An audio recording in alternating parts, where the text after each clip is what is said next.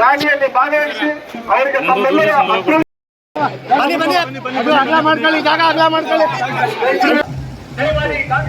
ಅದಕ್ಕೆ ಸಂಬಂಧಪಟ್ಟಂತೆ ಕೊಡಗು ಜಿಲ್ಲೆ ಮೈಸೂರು ಕೊಡಗು ಎರಡು ಕಡೆನೂ ನಮ್ಮ ಕಾಂಗ್ರೆಸ್ ಪಕ್ಷದ ಅಭ್ಯರ್ಥಿಯಾದ ಎಂ ಲಕ್ಷ್ಮಣರವರಿಗೆ ಸಾಕಷ್ಟು ಬೆಂಬಲ ವ್ಯಕ್ತವಾಗ್ತಾ ಇದೆ. ಹಾಗೆಯೇ ಇವತ್ತು ನರಸಿಂಹರಾಜ ಕ್ಷೇತ್ರದ ಸೌಕರ್ಚನೆ ಬ್ಲಾಕ್ ಮತ್ತು ಅಜಿತ್ ಶೆಟ್ ಬ್ಲಾಕ್ ಎರಡೂ ಬ್ಲಾಕಿನ ಒಂದು ಕ್ಷೇತ್ರದಲ್ಲಿ ಒಂದು ರ್ಯಾಲಿಯನ್ನು ಹಮ್ಮಿಕೊಂಡಿದ್ದಾರೆ ಬೆಳಗಿಂದ. ಇವತ್ತು ತಾವೆಲ್ಲ ನೋಡ್ದಂಗೆ ಈ ಕ್ಷೇತ್ರದಲ್ಲಿ ಕಾಂಗ್ರೆಸ್ಗೆ ಇರೋ ಒಲವು ಬೇರೆ ಯಾರಿಗೂ ಇಲ್ಲ ಅಂತ ಸೂಚಿಸ್ತಾ ಇದೆ. ಅದೇ ರೀತಿ ನರಸಿಂಹರಾಜ ಕ್ಷೇತ್ರನ ಒಂದು ಭದ್ರಕೋಟೆ, ಕಾಂಗ್ರೆಸ್ನ ಒಂದು ಭದ್ರಕೋಟೆ. ಅಲ್ಲಿ ಯಾರು ಅವ್ರೇನು ಚಕಾರ ಎತ್ತಂಗಿಲ್ಲ.